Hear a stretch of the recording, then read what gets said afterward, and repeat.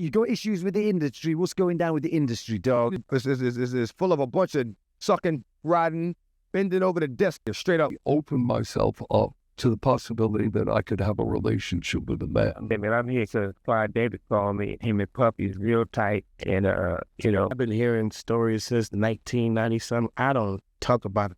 My personal opinion is, if you talk about it too much, something bad will happen to you. People have been claiming for years that a powerful private circle has had a big influence over hip-hop. If that sounds hard to believe, a lot of artists have hinted at similar ideas for a long time, and DMX was one of the loudest voices. He spoke about powerful music executives who, in his view, controlled major opportunities and took advantage of artists behind the scenes. Back then, a lot of people brushed off what DMX was saying. Some called him bitter, jealous, or even said he was making things up. But years later, old interviews, stories, and public discussions have people taking another look at his claims. Whether you agree or not, many fans now wonder if there was more to his warnings than people first believed. First, let's look at what DMX said about the music industry nearly 20 years ago. He claimed that certain people in the music business pressured rappers behind the scenes, suggesting that personal boundaries could affect who received opportunities or record deals. According to DMX, he was one of the few artists who refused to go along with anything that made him uncomfortable. Take a listen. DMX clearly felt strongly about the issue, and his frustration came through in what he said. When those clips started circulating again, many people in the comments believed he was pointing toward Diddy. But some fans argue that's only part of the bigger picture. They believe it's also important to look at the executives and influential figures who helped build major careers, supported powerful artists, and shaped the industry for years. Issues with the industry. What's going down with the industry, dog? It's full of a bunch of sucking, riding, bending over the desk straight up like that. Whoever don't like it, bring it. Bring it. I don't give a bring it. Bring it. This discussion isn't really about anyone's personal identity. Instead, it centers on claims about influence, behind-the-scenes power, and other serious allegations that have been widely debated, though many remain unproven. Jaguar Wright has been speaking about these claims for years. She has argued that Diddy was heavily influenced by Andre Harrell, and she has also referenced old rumors from the 1990s about their relationship. According to Jaguar, Andre himself had learned from powerful music executives before him, and she alleges that those same leadership styles and behind-the-scenes tactics were passed along over time. From Jaguar's perspective, that meant the influence of certain industry figures reached much further than many people realized, even if they weren't directly involved in later events. These are her allegations, and they remain disputed. It's also worth noting that in 1993, Andre Harrell let Diddy go from Uptown Records. Then, just a couple of weeks later, Diddy launched Bad Boy Records, and the label quickly grew into one of the biggest names in hip-hop, changing the industry's direction in a major way. That leads to another question many people have asked. Where did the money and support come from? Over the years, some industry insiders and online commentators have claimed that Diddy's rapid rise was helped by connections with influential executives. Those stories include dramatic rumors about personal favors, but none of those claims have been verified, and they remain the subject of speculation. They got this new breed of rapper that's paying DJs to play this right? You know what I'm saying? They sucking the record label executives. And there's like there's too much of that going on. Right. You know what I'm saying? Let me be me. Let me be the artist that I am and just play my music. You know what I mean? Exactly. Now, they want you all up under this, sitting at the going to dinner with them and like that. I had the nerve to tell me one time, I said, yo, why I can't have two videos playing at the same time? Oh, because we don't want your videos to compete with each other. But then I took fucking TV. I ain't gonna say no artist things, but they got 3 videos back to back. Exactly. You feed me shit and you're sucking these so crazy wrong. But say, yo, I had to put it there, man. After that, I was like, I'm not going to the office no. The conversation goes beyond anyone's personal life. Some critics have pointed to old rumors and controversial stories involving powerful figures in the music business. For example, people have discussed articles about singer Phyllis Hyman and speculations surrounding a career and passing. Various theories have circulated online, including claims that she wanted to reveal information about industry figures. However, these claims remain unverified, and no court has established them as fact or found Clive Davis responsible for any wrongdoing. The rumors themselves have continued to fuel debate over the years. Another claim that is circulated online is that influential figures in the music industry were protected because of their status and powerful connections. Some commentators have even speculated about links to government agencies, but there's no verified evidence supporting those claims, and they remain the subject of debate. From that perspective, some people argue that certain executives had influence that reached far beyond signing artists, helping shape trends, careers, and major business decisions across hip-hop. Those views are based on speculation rather than established fact, but they continue to be discussed by fans and commentators. That brings us to the phrase gay mafia, a controversial term that has been used for years in rumors and conspiracy theories. People who use the term claim it describes a hidden network of influential individuals in entertainment, fashion, and other industries who supposedly help each other gain power behind the scenes. However, there's no credible evidence that such an organized group exists, and these claims remain unproven. It's important not to confuse those allegations with anyone's sexual orientation or identity. The ability to manipulate and control people. Why? Most likely because he was victimized by his mentor, who loved to control. Some critics argue that the phrase gay mafia is offensive because it unfairly stereotypes LGBTQ+ people. Others point to public comments from a few well-known figures who have used the term to describe what they believe are powerful industry circles in Hollywood. Those opinions are controversial and reflect the speaker's personal views, not established fact. For example, in 2002, former Hollywood talent agent Michael Ovitz reportedly suggested that an influential group within the entertainment business played a role in his professional setbacks. Years later, in 2014, comedian Adam Carolla also spoke about what he described as powerful industry networks in Hollywood. When asked whether he had a problem working with gay people, he made it clear that he did not, but criticized what he viewed as pressure from certain influential groups.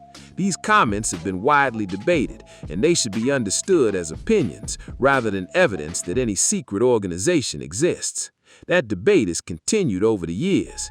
In 2014, Bill Maher made a public joke suggesting that if you crossed what some people call the gay mafia, there could be professional consequences.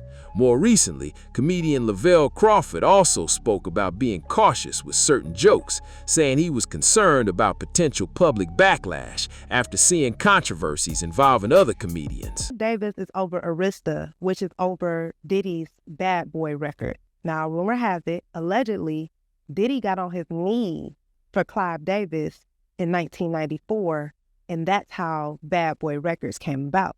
So that would make Clive Davis Diddy's mentor, right? And what they share in common is that both of their artists mysteriously end up unalive. The discussion has reached hip-hop as well. In 2011, Fat Joe spoke about what he believed were powerful circles within the music business that had major influence over the industry. Rapper Too Short was also asked about the topic during an interview, and he responded that he preferred to be careful when discussing it because he believed speaking on controversial industry subjects could bring unwanted attention. These statements reflect the speaker's personal opinions and have not been established as fact. One reason these claims have lasted for so many years is that several artists have talked about feeling pressure behind the scenes. Some described an industry where relationships, influence, and connections could be just as important as talent. While those experiences vary from person to person, they have fueled ongoing debates about how much control powerful executives really have over major careers. DMX was one of the artists who openly questioned that system. He often spoke about staying true to himself instead of following expectations he didn't agree with. Supporters point to those interviews as proof that he was trying to shine a light on issues he believed existed, while others argue his comments reflected his personal perspective rather than confirmed facts. Either way, his words continue to be revisited whenever people discuss influence and power in the music business.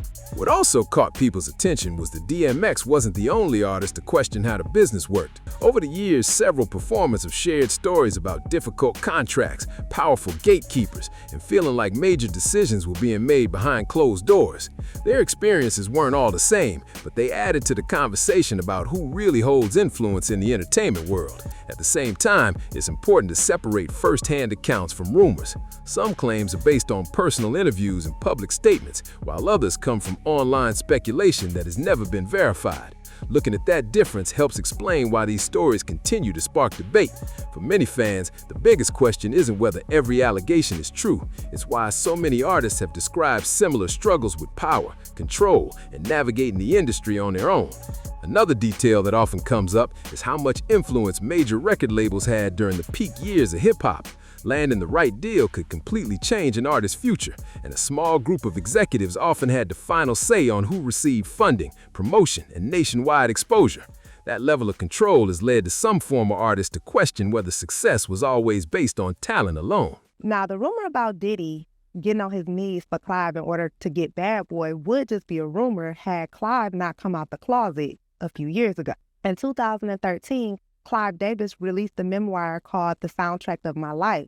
In that memoir, an 80-year-old Clive Davis, at the time, this was in 2013, he admitted to being... Critics of the industry argued that this kind of power created an environment where artists sometimes felt they had to stay quiet to protect their careers. Others disagree, saying the music business has always been competitive and that difficult experiences shouldn't automatically be seen as evidence of a larger coordinated system. Those different viewpoints are part of why interviews from artists like DMX continue to be examined whenever discussions about the industry's inner workings come up. One example that supporters of DMX's perspective often point to is the number of artists who have later spoken about disagreements with record labels and powerful executives. Some have described feeling restricted by contracts, while others have said they struggled to maintain creative control over their music and public image. Although every situation is different, those accounts have fueled ongoing discussions about how much influence industry leaders can have over an artist's career. At the same time, none of that proves every rumor that's circulated over the years. The music business is filled with personal opinions, conflicting stories, and speculation alongside first-hand experiences. Separating documented facts from unverified claims is important, but it's also clear why so many people continue revisiting older interviews with artists like DMX when trying to understand how the industry operated behind the scenes. As more old interviews resurfaced, people started comparing what different artists had said over the years. While their stories didn't always match, a common theme kept appearing. Several performers described the entertainment business as highly competitive, with a small number of influential decision-makers playing a major role in shaping careers. Those accounts have led fans to take another look at comments that were once overlooked. 1995 meeting in Beverly Hills in the home of Clive Davis, who was responsible for Whitney Houston. I said it. And there were rappers there from all over the country. They were invited to the home of Clive Davis, along with members of the CIA, FBI, which they didn't understand why the government was there, including many directors and CEOs of the private prisons throughout the United States was at that meeting in the mansion of Clive Davis. And they were telling these rappers, you need to create songs talking about AIDS, calling black women bees, and you need to get more nasty so we can fill our prison. It's also worth remembering that the music industry is built on a mix of business, relationships, and public image.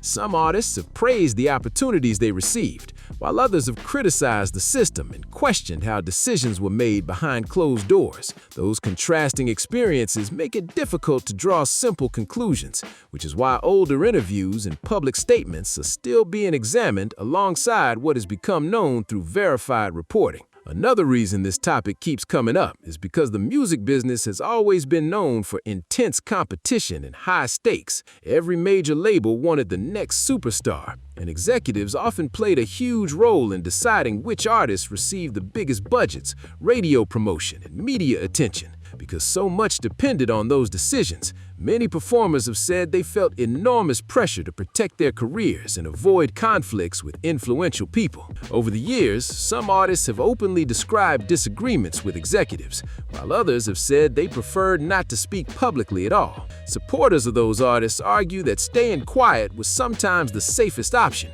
especially when contracts, business partnerships, and future opportunities were on the line. Others believe those situations simply reflect the realities of a competitive industry, rather than evidence of any coordinated effort. The truth is that many of these stories remain based on personal experiences, making them difficult to verify. That's one reason DMX's interviews continue to stand out. He rarely softened his opinions, even when he knew they would be controversial. Whether people agree with him or not, he consistently challenged the way he believed the industry operated and encouraged listeners to think more critically about who held influence behind the scenes. Those comments have become a key part of the broader discussion surrounding power, business relationships, and decision-making in the world of hip-hop. What makes this story even more interesting is that conversations about influence in the music business didn't start with DMX. Long before his interviews resurfaced, artists from different generations had already spoken about the challenges of dealing with powerful executives, complicated contracts, and the pressure that comes with chasing mainstream success. I think there is a game mafia. I think if you cross them, you do get whacked. Even though their experiences were different, many describe the industry as a place where business decisions could have a huge impact on an artist's future. Some performers chose to speak openly about those experiences, while others focused on their music and stayed away from public disputes. That's one reason fans often compare interviews from different artists, looking for similarities in what they described over the years. Still, it's important to remember that shared experiences don't automatically prove every rumor or theory that is circulated online. For many people, the bigger question is how much influence major executives really had during hip-hop's biggest years.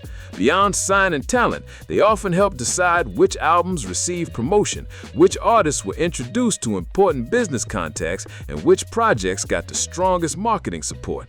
Understanding that level of influence provides more context for why so many conversations about the industry's inner workings continue to reference figures who shaped the business from behind the scenes, setting up the next part of the story. Talked about how you don't do gay jokes because there's a gay mafia. Yeah. You see what he did to Tracy Morgan. They got Tracy Mafia all gay. After he said that he would shoot his son if he's gay. And then there's gay mafia. Gay people shut down shit. As people look back through older interviews, another pattern stood out. A number of artists said that success in the music business wasn't just about making great songs. They believed networking, timing, and earning the trust of influential executives could be just as important. That idea has sparked years of debate about how careers are built and who really has the power to open or close important doors. Several former artists have also spoken about feeling frustrated with the business side of the industry. Some questioned recording contracts, others criticized how profits were divided, and a few said they felt pressure to follow trends instead of making the music they truly wanted. Those experiences are unique to hip-hop, but they have become a major part of conversations surrounding the entertainment world as a whole. When fans connect those stories with DMX's interviews, they often see someone who wasn't afraid to challenge people in positions of influence.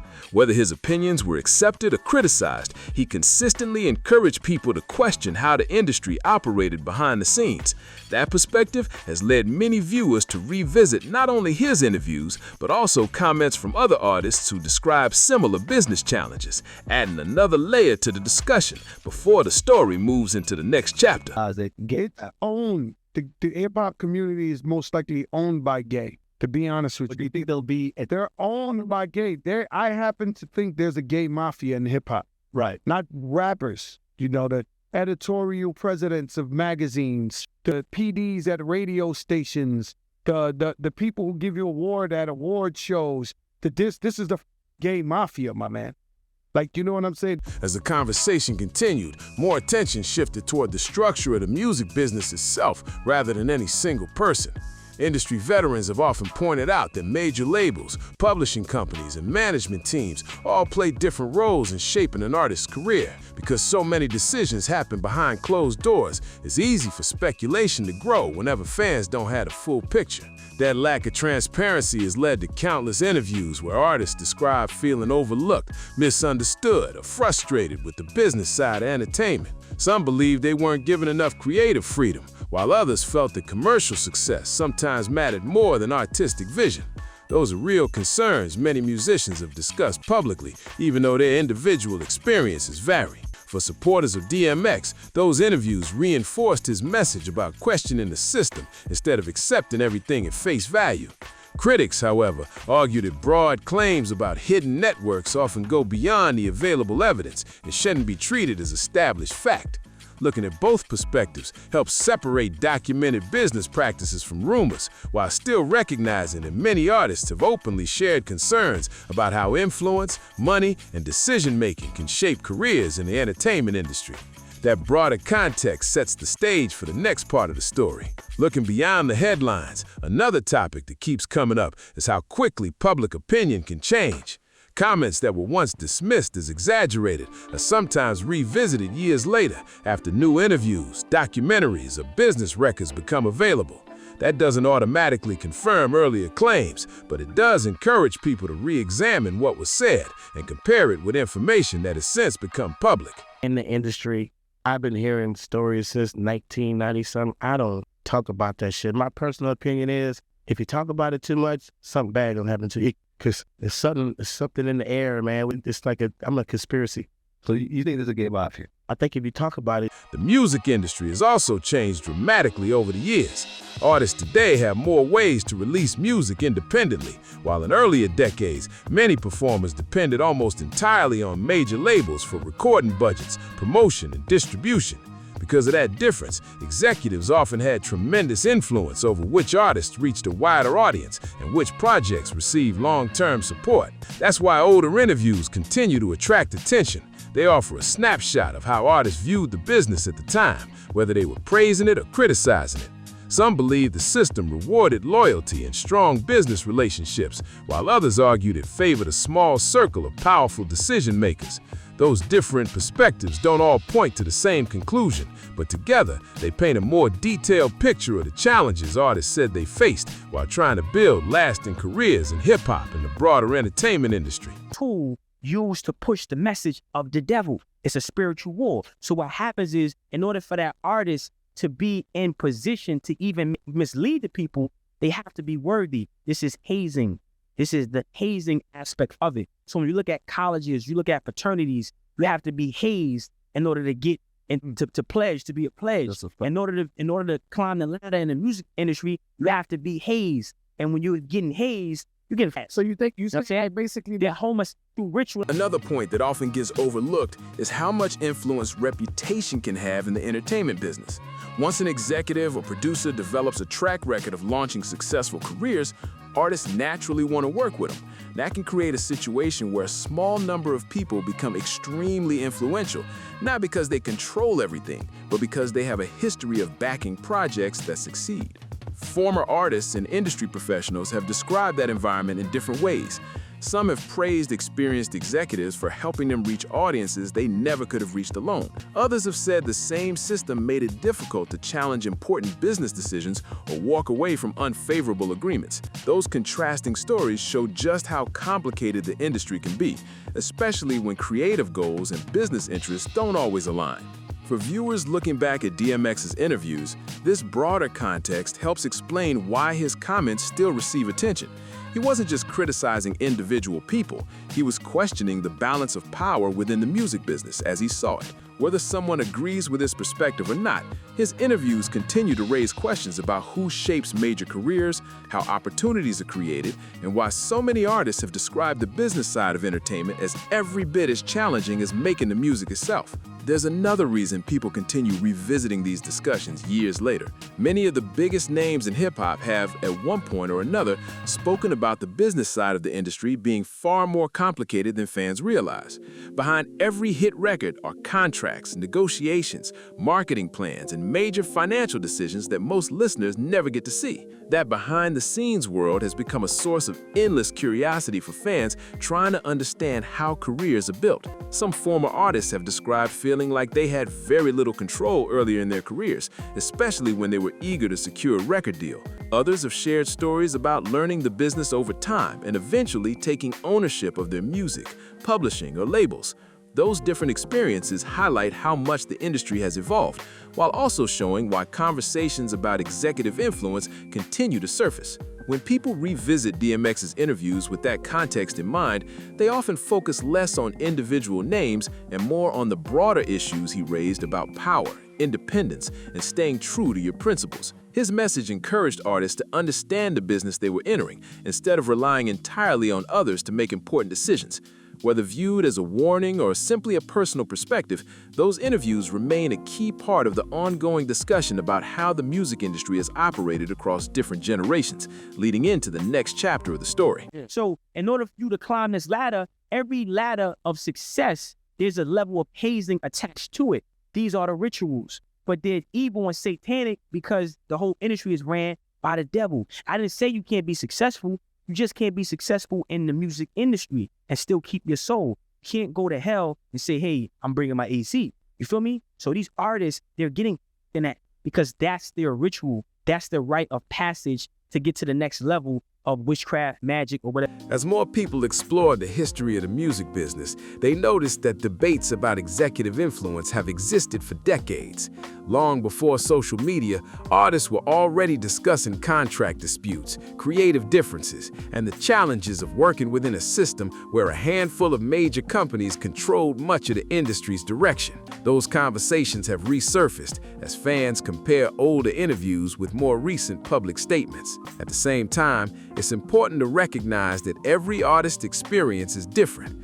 Some credit record labels and executives for helping launch successful careers, while others believe the system placed too much power in the hands of a small group of decision makers. That contrast is what keeps people looking back at interviews from artists like DMX, searching for clues about how the industry operated and why so many performers chose to speak out about the business side of hip-hop rather than just the music itself. Another person who has spoken publicly about these topics is Harlem rapper Smart, who was previously signed to Interscope Records and Def Jam. In interviews, he shared his own views about how influence and connections can shape careers in the music business. He also repeated claims that have circulated online about secretive groups and unusual practices within the industry.